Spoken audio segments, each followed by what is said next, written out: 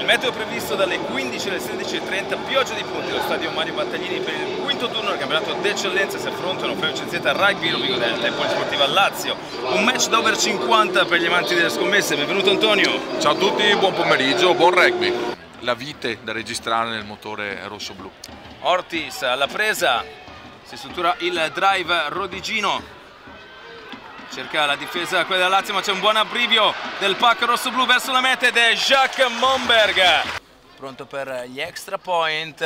Arrivano altri 2 punti. Possibile. Remake della prima meta. Cambia il saltatore che è Edo Lubian. L'ultimo con l'ovale è Jacques Momberg. L'abbrivio è buono del Rovigo. Sta andando ancora, è ancora la seconda meta. Jacques Momberg. Doppietta. Prende la rincorsa.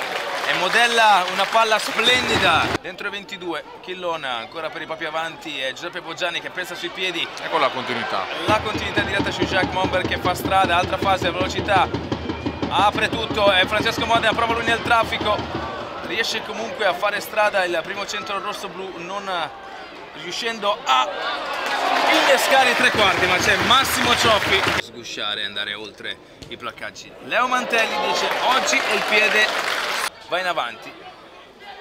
È ottimo lo scippo di Massimo Cioffi, seconda meta personale, meta del bonus per la FMCZ Rugby Rovigo Delta. Propizia per lui per mettersi in mostra e mettere a disposizione il proprio talento. Sudafricano, terzo blocco, Gulo Zanini, dentro per Giuseppe Boggiani. Troppo facile. Ignoranza.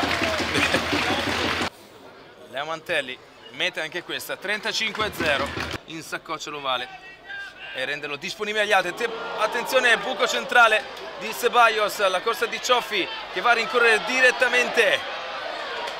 Buona volontà, è buona la corsa di buona volontà che va a segnare colui che praticamente ha dato il là a questa.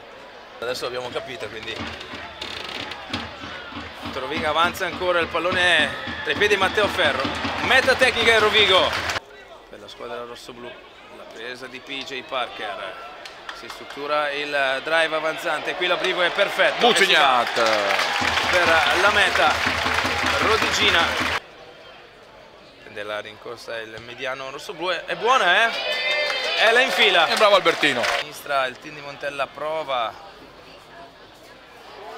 e è bravissimo Antol.